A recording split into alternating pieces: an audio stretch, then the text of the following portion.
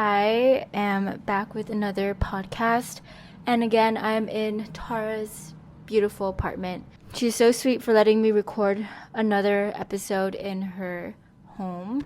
Hope you guys like the setup. The lighting's insane in this apartment. Before we get into it, Hello Buffalo. I went to Wegmans to go grocery shopping, and there is a huge Wegmans in Manhattan. Honestly, I could walk around in that store for hours and be completely happy. And I bought brand name cereal, and I also walked by the crab cakes, which looked so good to me that day. For some reason I really craved them, so I just picked up 4 crab cakes. It's such a niche thing to crave, but I have really weird strong cravings in general, so I'm not that surprised. For my low, on my way home, I was in the subway and I just happened to be holding a pain au chocolat, which I got from work. And I was also doing the New York Times crossword puzzle, as I do sometimes in the subway. And this man, which I didn't realize was doing this at the time, this homeless man was walking by and he was like, "Please, does anyone have food? I would really like food." And like I said, I really wasn't paying attention because I was so focused on the crossword. But then finally I finished it and he was still in the same train. And I could hear him from the other end of the train, and he was saying the same exact thing. And I was like, oh my gosh. I looked down and I realized I was just holding this freaking pastry. So I was like, wait, he's asking for food. I could give him this pastry, but then he was on the other end of the subway, and I just freaked myself out. I knew in that moment I should have given him that pastry, but for some reason I had this whole debate about how weird it would be for me to get up right now and just give it to him when he's on the other end of the train. When I got at the train, I was so mad at myself. I was like, why did I even debate? Why did I even have to contemplate doing a nice thing? And I've talked about this before. This has been a low before. I have the urge and I know to do the nice thing and I want to do the nice thing. But then I always have this conflicting thought, like, oh, that's so weird. Why would you compliment the person? Oh, that's so weird. Why would you give them this? Blah, blah, blah. And I'm still mad at myself. Anyways, Buffalo. I also have really vivid, weird dreams. If I have a dream, 95% of the time, it will be really vivid, really weird. And I had 3 weird dreams in a row this week. I think it's because I'm on my period and I was just deep sleeping. One of them was that this random person wrapped their baby in a giant, in a shawl thing, and they gave them to me, and I realized that it was a baby. And I was like, what the hell? Why would you wrap it in a shawl? It's literally suffocating under there. I ended up having to take care of the baby in my dream, and it wasn't my baby, and I was like, I can't believe this is happening. Like, how did this happen to me? How am I taking care of somebody else's baby? And yeah, that's what happened in one of them. The other one, I was going to a wedding and I had to get ready, and I was driving my mom's car and trying to get home, but no matter what I did, I just could not get home. Oh my god, I literally just kept trying to drive home, but ending up in the wrong destination. So I would end up in a park. I remember driving into the sand, almost into the water of a beach. I finally ended up home, and then I had to get ready, but no matter what I did, I just kept getting ready so slow. I was trying to move quicker. I was trying to put on makeup quicker, but I was moving too slow. And it was just the weirdest dream ever. And it was so frustrating. I remember telling myself oh my god, hurry up, we gotta go. But then I was moving physically in real time, really slow. Moving on to a message I'm trying to send to whoever is watching this that needs to hear it, but you gotta stop procrastinating. It is something that everyone does, unfortunately, and it is one of the most painful things that you put yourself through. These are tips and tricks that you might not have heard of that really, really work for me. I actually put this into practice. I have a notes app on my phone, and the list is literally called Procrastination Killer. And when I realize I'm procrastinating too much, I will go onto my phone, check that list, and do something from that list. And it works every time.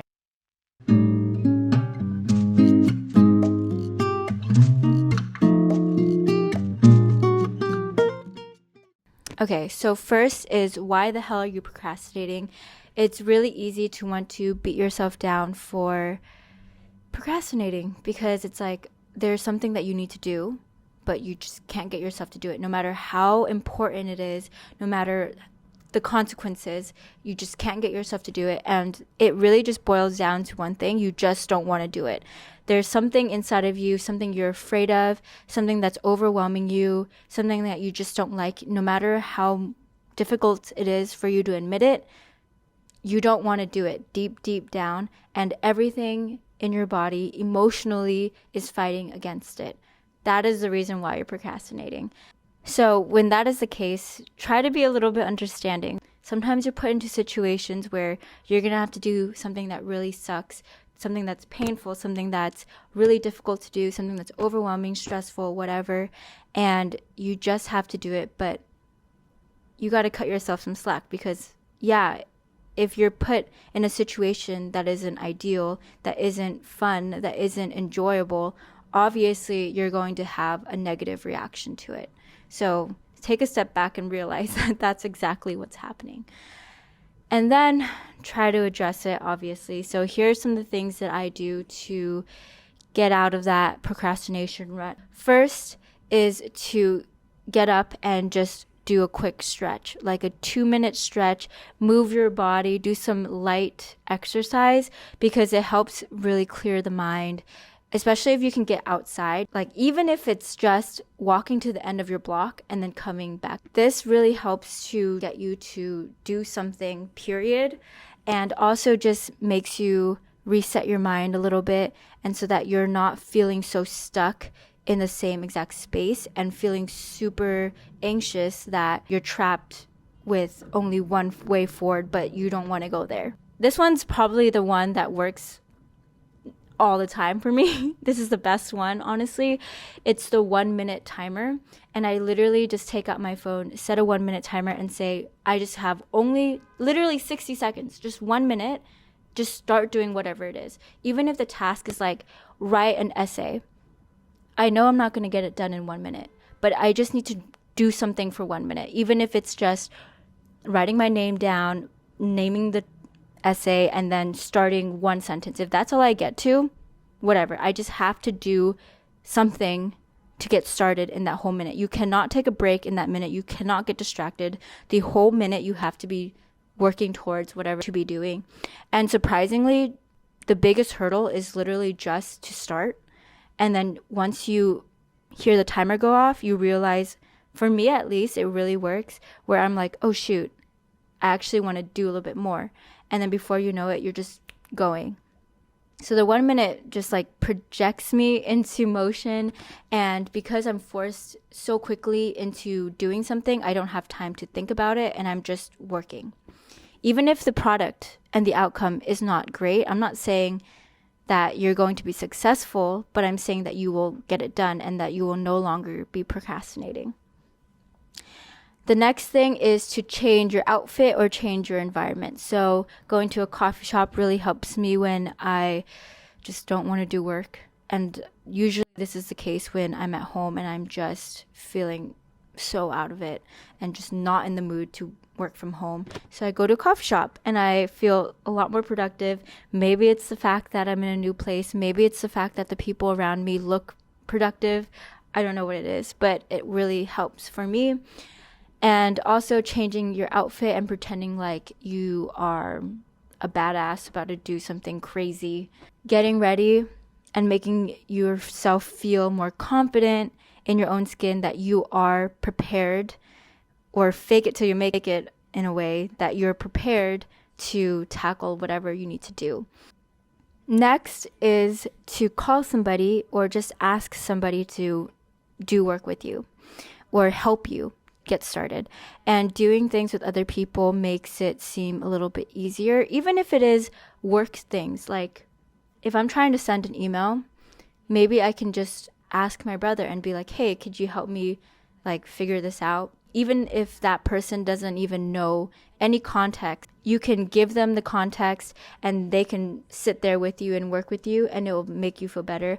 I love calling my coworkers that aren't even on the same team as me or working on the same project as me.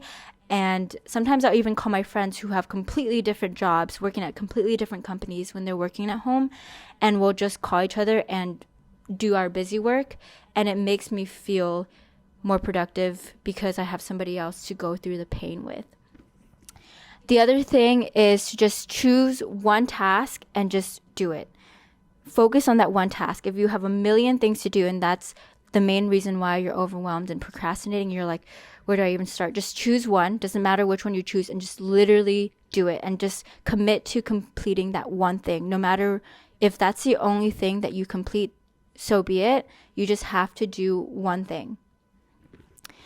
The next is to choose one or the other, which is work or not work. And you can't do the in-between. You can't be scrolling on your phone. So you're either working and doing the thing that you need to do, or you have to just sit there in silence, staring at a wall, staring into the air. That will help propel you to start doing something, because you're going to get pretty bored and get really anxious, and you're like, I gotta do something. And then you start doing the thing you need to do, because you can't get distracted by a phone. You can't get distracted by things that are more enticing, other things in your mind.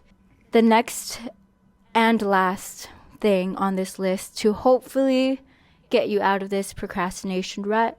And if you're not in a procrastination rut right now, I would highly recommend doing what I've done, which is to put it in my phone or somewhere that's really accessible, so that whenever you are in that situation, you know exactly how to address it and you're not just scrambling or sitting in it and just suffering. All right, so the last thing is to give someone money. You give someone an amount of money and you say, you can keep it if I don't do this thing by this time. For example, if I do not finish my essay by the end of today, you can keep this $10.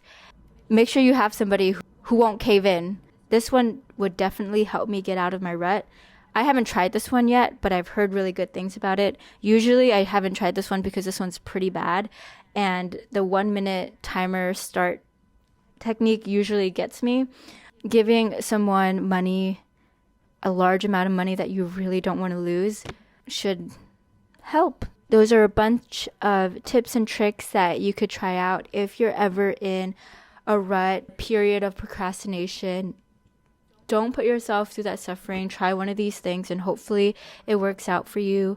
And if you have any other suggestions, leave them down below, because I'm sure other people would love to hear them, because I don't know if my list is going to work for everybody. It works for me, but so don't forget to like, comment, and subscribe, and hit the notification bell. All good things if you're on my YouTube channel, and if you're on Apple or Spotify podcasts, don't forget to rate the podcast and you'll get notifications whenever I post. Thank you guys. Bye.